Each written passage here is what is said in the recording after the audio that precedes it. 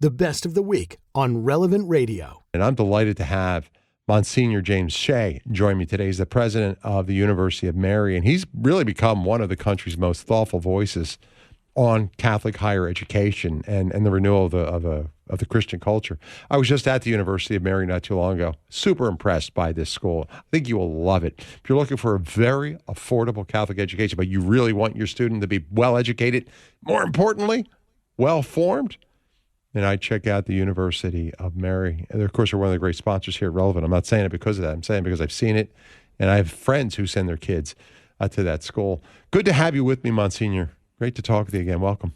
Drew, it's great to be with you, especially to talk about one of my favorite things to talk about. How was your 4th of July? It was great. I had injured my ankle about 3 or 4 weeks ago, so I was not as mobile as I normally am, but I love this holiday. Leading up to it on the air, I was doing a lot of American history. I did this series with a professor on, rediscovering America, and we counted down to 250. And over the 4th, I was thinking about you. I was actually thinking about Catholic education. I was thinking about continuing the series, and Catholic education is the logical next step, because when you look back at American history, I really believe one of the greatest contribution to the country is Catholic education. It's really had an imprint on our country. Maybe you could walk us through that.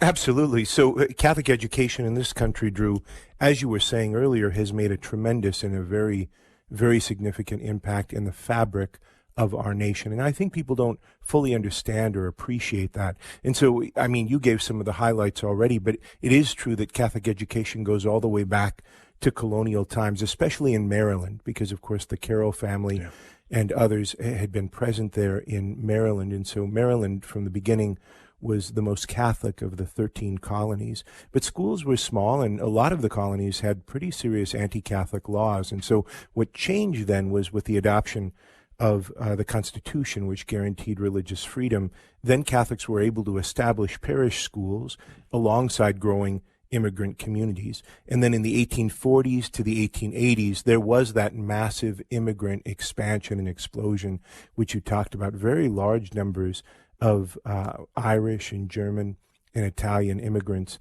coming, and there was an objection, obviously, to the sort of Protestant character of most of the nation's public schools at that time. And so as a result, they didn't complain, just like you said. Instead, they built, and boy, did they build.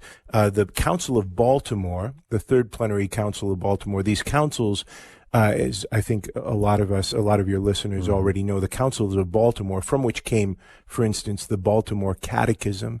The Councils of Baltimore were key in this regard because they were sort of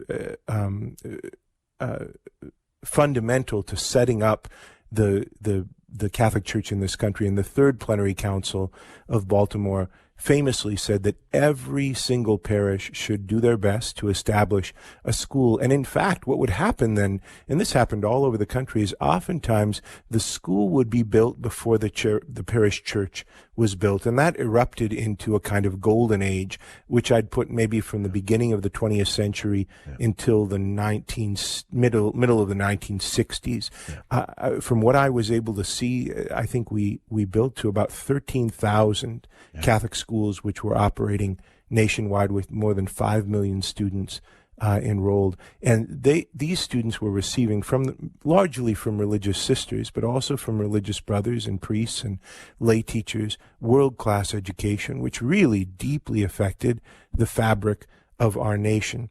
And then from 1965 until the 1990s, there was a time of decline. All kinds of things were shifting.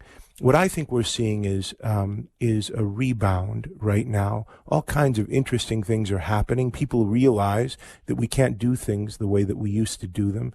And so there's a resurgence, for instance, of classical Catholic education. I think, for instance, of the Chesterton Schools Network, which is springing up all over, or movements to revitalize parish schools. And I've seen schools which have been sort of on the brink of closure that because of innovative changes, maybe they've introduced a Montessori method, or they've recommitted themselves to their Catholic character and mission, they've been able to turn things around and really begin to thrive. And so I think Catholic schools, in a general sense, have been just fundamental to the fabric and foundation of our nation. Couldn't agree the more. You're doing a great job at the University of Mary. I want to talk about that. Let me just get your perspective on the University of Mary, because you've really experienced remarkable growth, and I know you're very close to your student body. What are students searching for, and what is it that draws them in particular to your institution?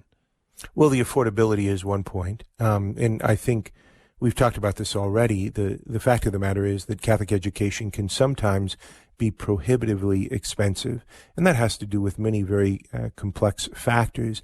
But here at the University of Mary, and this is an historical thing as well, because we've had to compete so directly in the course of our history with the large public education institutions in our region, we've kept our costs relatively low. As a result, our tuition and fees, room and board, are really very low as well. And so access or affordability is one question. But also, I think the University of Mary has been attractive because we've been so insistent about being faithful in the Catholic education that we offer, while also providing a great foundation both in the humanities, in liberal education, what's called the liberal arts tradition, but also preparation for the professions. In other words, some of our professional schools are the best that you can find anywhere. In other words, I think that it would be very difficult to find a Catholic university anywhere with a nursing program that could stack up against ours, for instance, or to get a doctorate in physical therapy or occupational therapy.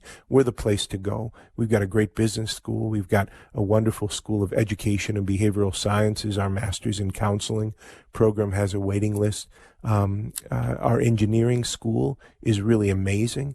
And so I think in respect to all of these different aspects, we've done a good job of not simply asking how to prepare our students for a career, but how to prepare them for life. To ask the question, which Catholic education always does, what kind of person is this student called to become?